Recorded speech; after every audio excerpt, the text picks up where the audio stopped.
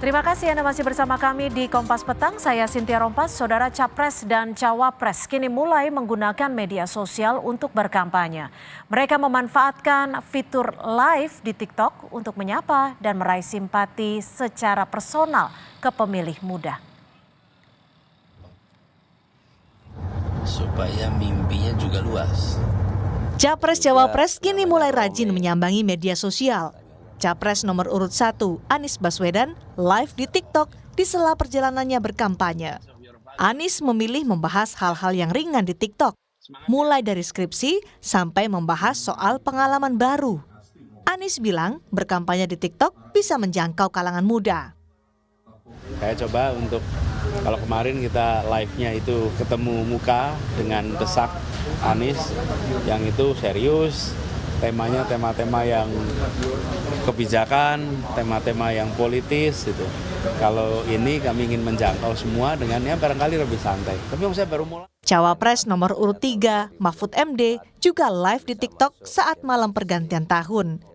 Dalam live-nya, Mahfud mengajak refleksi akhir tahun dan menjawab pertanyaan netizen yang beragam, mulai dari hukum sampai soal klub bola Manchester United. Saya kira memang alam mengajarkan kepada kita kemenangan itu ada waktunya menghadapi titik untuk berhenti. Gitu. Tidak bisa terus-menerus. Termasuk MU yang dulu saya bangga-banggakan, sekarang ini kalau saya nonton lebih banyak kecewanya juga. Sehingga lama-lama perasaan suka saya kepada MU itu ya menjadi mulai berkurang. Nah, sementara Cawapres nomor urut 2, Gibran Rakebuming Raka, yang selama ini dikenal aktif di media sosial, belum memastikan apakah akan berkampanye secara live di media sosial. Kapan Mas? Mulai kapan? Benar mau ya Mas ya? Kan Mas milenial nih ya. Kan milenial penontonnya katanya Mas. Dan beliau sangat sabar sekali menanggapi saya kira luas. Berarti Mas juga akan segera live TikTok nih. Kapan Mas rencananya? Ya, Dengan berkampanye di medsos, Capres-Cawapres berharap mereka bisa mendekati dan meraih suara pemilih muda yang mendominasi di pemilu 2024. Tim Liputan, Kompas TV. Seberapa efektif berkampanye di media sosial bagi masing-masing capres dan cawapres untuk mendekati pemilih muda? Kami bahas bersama Muhammad Iqbal, jubir dari Timnas Amin, maksud kami, Cheryl Tansil, Wakil Komandan Komunikasi TKN Prabowo Gibran, dan Patria Ginting, Jubir TPN Ganjar Mahfud. Selamat sore, terima kasih sudah bergabung bersama kami di Kompas Petang. Sore, selamat tahun baru. Selamat tahun baru, sehat selalu di tahun 2024. Saya langsung ke Pak Iqbal. Pak Iqbal, kemarin berapa sih yang join di live TikTok-nya Pak Anies? Wah, itu udah ratusan ribu ya, lebih dari 4. Ratusan ribu ya?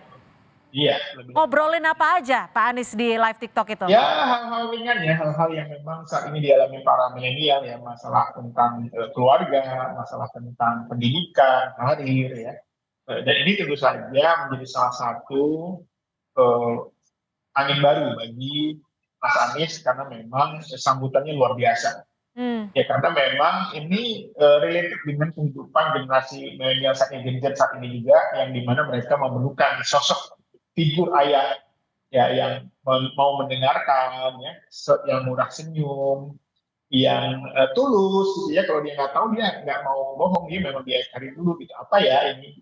Ini memang ini menurut saya bagian dari sebuah sesuatu yang natural menurut saya. Oke. Akhirnya sambutan itu jadi positif.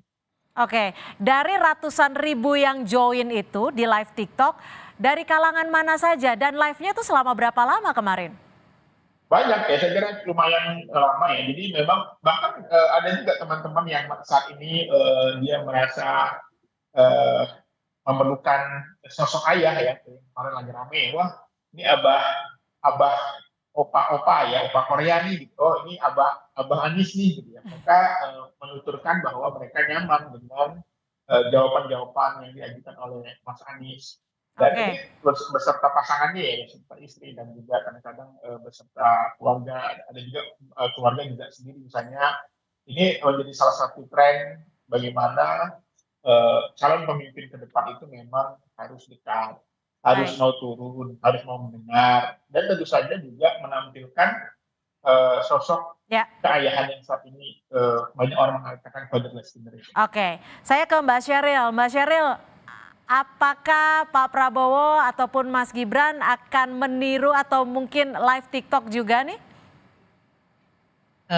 Kalau untuk meniru sih mungkin bahasanya bukan itu ya, tapi memang sejauh ini kita belum ada rencana karena saat ini kan kita tahu ya dari seluruh paslon yang masih mengemban jabatan sebagai pejabat negara ini paslon nomor 2 ya, di mana memang ada komitmen dari Pak Prabowo dan juga Mas Gibran untuk tetap menjalankan fungsinya sebagai pejabat negara di hari biasa.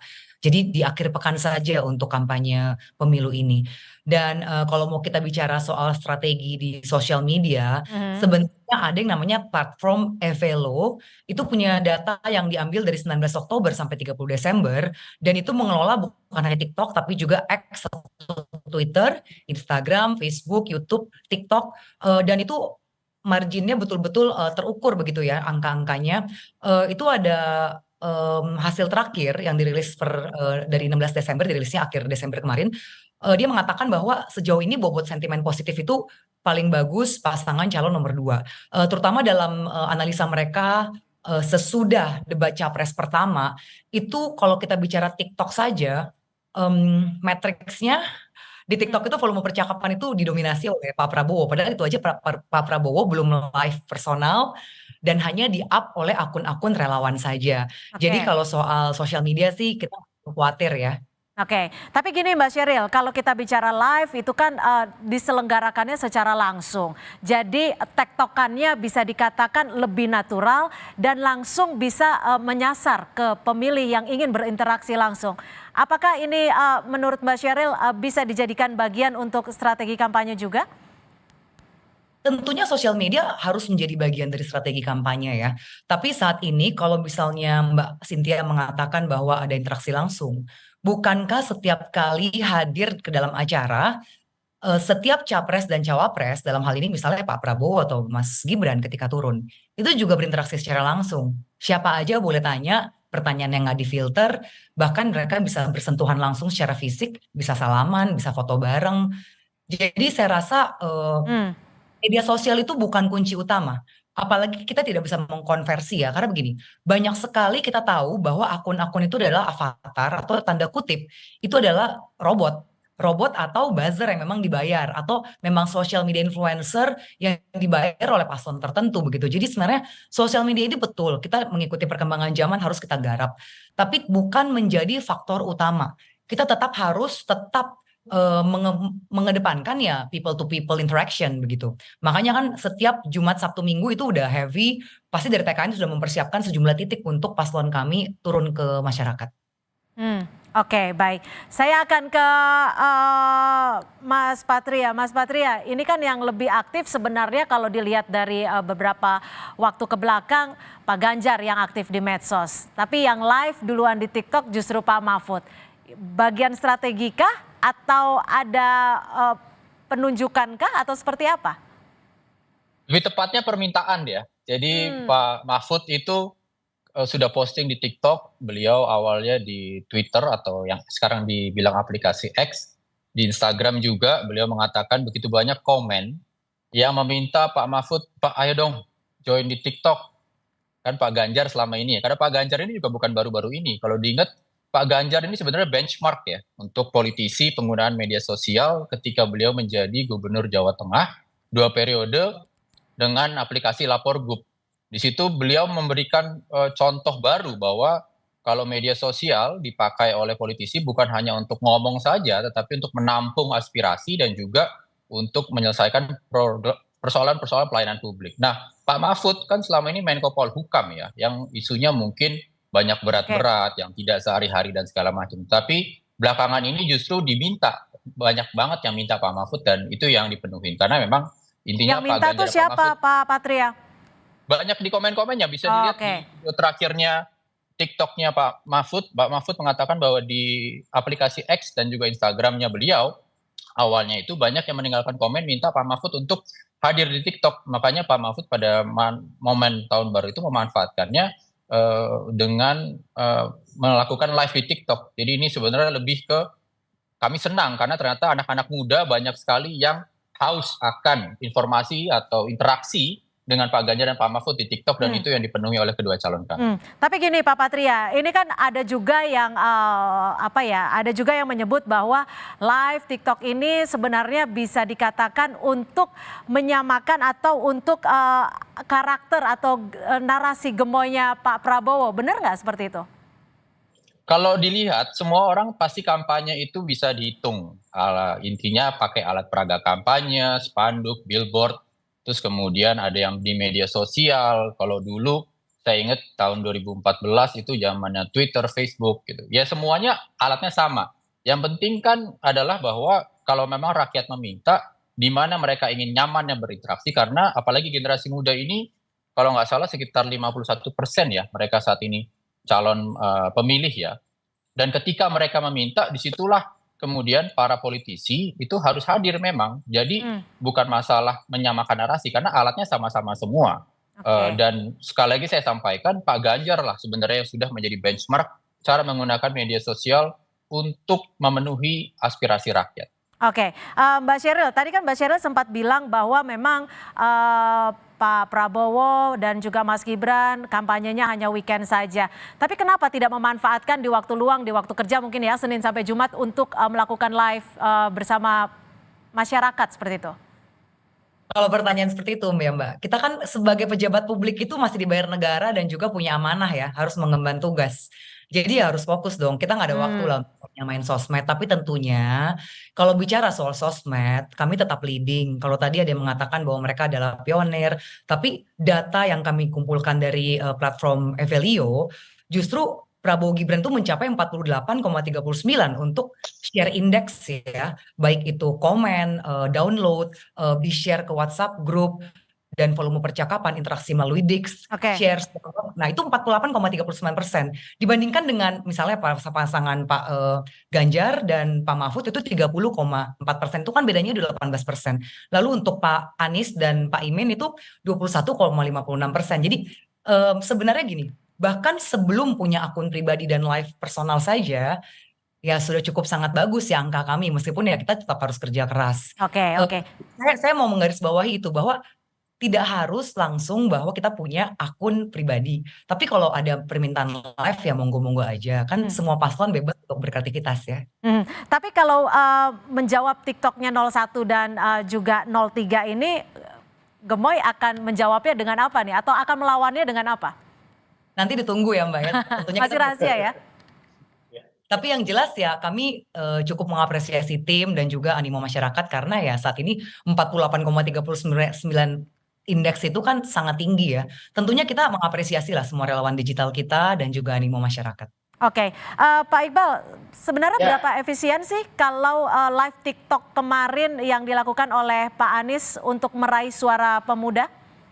Ya, saya kira kita nggak boleh anggap remeh dengan kekuatan sosmed ini, karena memang saat ini sosmed ini sudah menjadi kekuatan. Yang diinginkan masyarakat itu bukan nonton pidato, tapi adalah interaksi.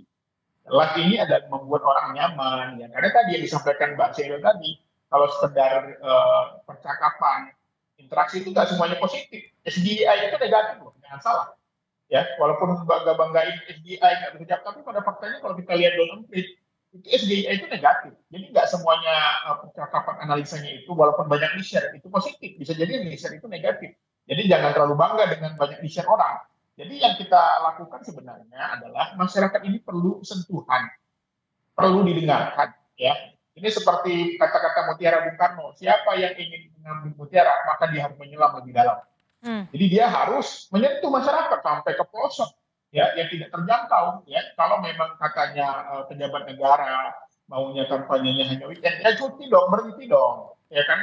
Kalau dia nggak berhenti berarti nggak yakin menang. Jadi Tapi memang Mas Iqbal, paslon kami masih fokus cuma di weekend aja. ya Angka makanya itu nggak surveinya serius. sudah hampir mencapai 50%. Itu nggak Apalagi kalau kita serius. gaspol di hari biasa kerja terus Itu kampanye. menunjukkan bahwa nggak serius, nggak yakin menang. Kalau yakin menang harusnya mundur dong, ya kan, siap-siap mau dilantik. Tapi buktinya nggak berani, malah nunggu waktu senggang. Jadi pilpres itu kalau sudah dicalonkan harus siap waktu buat bangsa dan negara. Jadi jangan menyampaikan masyarakat, ya, desak Anies itu luar biasa. Jadi sosial media ini menjadi salah satu yang diinginkan masyarakat, bahwa ada interaksi, ada sapa, ya, bukan sesuatu yang disetting seperti yang kemarin Pak Prabowo ke 02, ya, itu ada yang datang lebih dahulu, ada yang menyetingnya lah, itu nggak natural. Yang diinginkan masyarakat. Oke, Mbak Cynthia, saya natural. minta- ya silakan Mbak Sheryl, Natural. silakan ditanggapi. Oke. Sepertinya Mas Iqbal kurang mengetahui Saya menikmati platform aja yang ya. namanya Havelo ya. Havelo itu ada yang namanya sentimen positif. Dan kalau sentimen positifnya Pak Prabowo itu 75%, paling tinggi di antara pasangan yang lain. Dan kalau misalnya Bapak tadi membanggakan live TikToknya Mas Anies mencapai ratusan ribu. Gini ya, PSI itu udah lama bikin live di Space, Twitter Space. Itu kami sekali live aja bisa 2 juta. Ini capres kok, baru ratusan ribu. PSI Ya berbeda lah kecil, antara kita partai 2 politik juta sama calon presiden. followernya Berbeda. untuk live.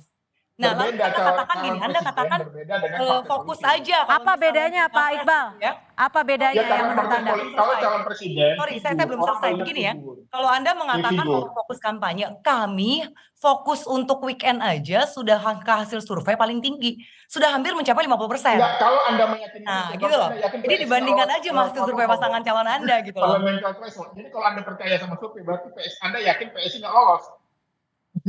Waduh, kok bilang kita kan Ya lagi kan Anda bilang membandingkan survei, berapa kan surveinya banyak PSI nggak kita lolos. lagi membandingkan berapa Berarti banyak Anda interaksi percaya dalam bahwa live. PSI nggak Nah, lolos. tadi kan Ditahan dulu Pak Iqbal, silakan Mbak Sheryl. Kan? 500-an ribu. PSI aja live bisa 2 juta.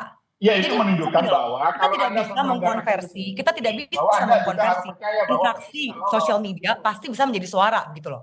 Jadi saya rasa Sejak ya kapan masih survei tadi itu kurang menentukan relevan ya hasil? kalau bicara langsung menembak Ya, bahwa kita nggak ya, fokus Anda kan- kampanye. Anda Hasil kan survei udah Oke, bicara kok. oke, silakan. Sejak kapan survei menentukan Iya, hasil? Ditahan dulu Mbak Sheryl, silakan Pak Iqbal. Polling Institute, CSIS, Ya, sekarang giliran saya. semuanya Giliran saya. Prabowo Gibran itu paling tinggi Ya surveinya. makanya saya bilang kalau Anda percaya survei berarti Anda percaya partai Anda nggak lolos. Nah, Ya, bagaimana kita tuh Mbak Sheryl? Bagaimana Mbak Sheryl? Kalau Anda percaya survei, artinya Anda percaya PSI tidak lolos. Itu yang kata Pak Iqbal. Nah, Anda menanggapinya kita lihat gimana? kita lihat aja nanti kursinya berapa Ya banyak. makanya bahwa Ada. survei itu saat ini kan masih ada 1,5 bulan lagi. Artinya apa? Bahwa sebenarnya survei itu bisa menggambarkan bahwa tidak akan mungkin satu putaran. Oke. Itu jelas itu. Yang akan terjadi 2 putaran, lalu 2 putaran seperti yang terjadi Oke. di DKI. Maka Oke, sekarang saya Nah, bergeser jadi- ke Pak Patria ya. Saya bergeser ke Pak Patria. Kalau Pak Iqbal sangat percaya sekali kekuatan medsos itu begitu kuat untuk meraih suara. Bagaimana menurut pasangan 03? Ya ini sebenarnya kita coba rasional aja ya. Saya umur 40 tahun, tapi puji Tuhan sudah bisa ikut pemilu aktif itu dari 2004. 2004 itu rame siapa yang masuk media, dia yang bisa mengendalikan pemilu. 2009 juga masuk TV. Kemudian 2014 rebut-rebutan Twitter, ya kan, tulisan, blog. 2019 rebut-rebutan meme. Nah, sekarang 2024 eranya video seperti yang TikTok dan segala macam. Jadi memang itu adalah powerful tools, dan saya memang juga sepakat bahwa dari kapanpun intinya namanya medsos itu adalah interaksi. DNA-nya itu adalah interaksi. Makanya kemudian saya sampaikan bahwa tetap kalau Pak Ganjar dan Pak Mahfud itu sebenarnya sudah bahasa canggihnya nih ya, crack the code soal medsos. Dari era seorang masih satu arah, Pak Ganjar tuh udah 2 arah pakai medsos dengan lapor group. Yang selama hampir sejak 2014 sampai 2023 itu 126.000 laporan masuk dan sekitar 90% itu sudah diselesaikan. Jadi intinya adalah Pak Ganjar itu justru nunjukin ke semua politisi bahwa gini loh, pakai medsos itu bukan cuma untuk keren-kerenan. Bukan untuk kampanye-kampanyean. Tetapi kalau ada problem, ada aspirasi dari rakyat, kita selesaikan di situ. Pak Mahfud juga seperti itu. Dengan segala macam laporan soal ada ordal, Ada nepotisme, ada pungli, beliau juga tindak lanjuti segala macam. Apakah Nah kalau memang alat ukurnya hanya urusan populer-populeran, ya nggak tahu itu strategi masing-masing ya. Tetapi kalau kami, Pak Ganjar, Pak Mahfud percaya bahwa bahkan juga di Pak Anies kalau nggak salah ada aplikasi ya yang Jakarta kan serupa menyelesaikan laporan itu kan. Ya memang harusnya medsos, teknologi digital digunakan untuk rakyat. Tapi gini, Pak Patria, apakah Anda begitu percaya bahwa pasangan Ganjar Pak Mahfud ini sudah menguasai medsos? Karena kita tahu sekarang ada lebih dari 50% generasi Z dan juga milenial ini juga masih bimbang untuk menentukan di Pilpres 2024 nanti. Jadi kalau dari TPN Ganjar Mahfud ini kita fair aja. Semua ditanya, paslon 1, 02, 03, semuanya pasti bilang akan menguasai. Nama juga lagi kampanye. Tetapi nanti pasti pembuktiannya itu adalah 14 Februari 2024 gitu loh. Saya bisa aja di sini mengatakan bahwa wah kita punya matriks bla bla bla dan segala macam. Bahkan kami juga sudah pakai metode survei yang lebih dari survei biasa, itu triangulasi. Baik. Tapi lebih bagus untuk pemirsa Kompas TV di sini kita tunjukkan bahwa kalau memang kita menggunakan medsos itu bukan cuma untuk keren-kerenan atau beberapa bulan terus kemudian 5 tahun menghilang. Ya, itu yang paling penting dan itu yang akan ditunjukkan oleh Pak Ganjar dan Pak Mahfud. Baik, saya ke Mas Iqbal terlebih dahulu sebelum ke Mbak Sheryl. Kalau dari Pak Iqbal sendiri, sudah yakinkah bahwa Pak Anies menguasai media sosial untuk meraih suara 50% dari generasi Z dan juga generasi milenial? Ya memang kita lihat dari follower, dari banyaknya pertanyaan, dan statement positif. Dan yang menariknya adalah statement-statement komen-komennya itu mereka posting lagi di media sosial, di mention lagi. Artinya memang ini menunjukkan bahwa media sosial ini efektif. Karena apa? Karena generasi Z ini adalah generasi penerus bangsa.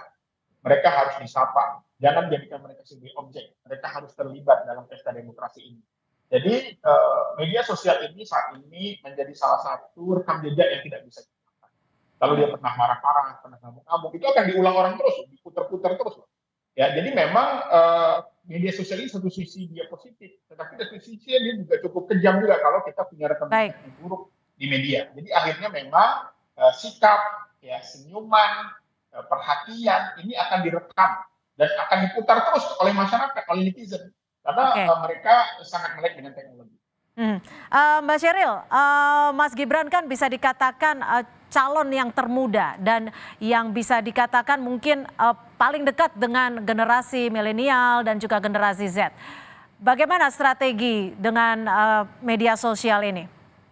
Apalagi tadi Anda juga disebut bahwa Pak Iqbal sempat menyebut settingan-settingan seperti itu. Oke, itu silakan aja ya kalau dari paslon tim ses paslon lain mau menggiring opini seperti itu. Tapi yang saya mau garis bawahi tadi saya setuju dengan Pak Patria Ginting ya. Saya setuju bahwa sosmed itu kita bukan hanya buat gaya-gayaan, betul sekali, tapi itu adalah medium interaksi antara calon konstituen dan konstituen kepada paslon-paslonnya. Mereka ingin apa sih kira-kira ide dan gagasannya begitu ya. Makanya kami juga aktif mengkampanyekan lewat sosmed terkait visi misi. Dan saya juga setuju dengan Dr. Ilham tadi ya yang mengatakan bahwa sosmed itu ketika kita melakukan kesalahan itu akan diulang-ulang terus. Misalnya ada yang kampanyenya bohong, ada yang kampanyenya nyalahin angin, itu akan diulang-ulang terus.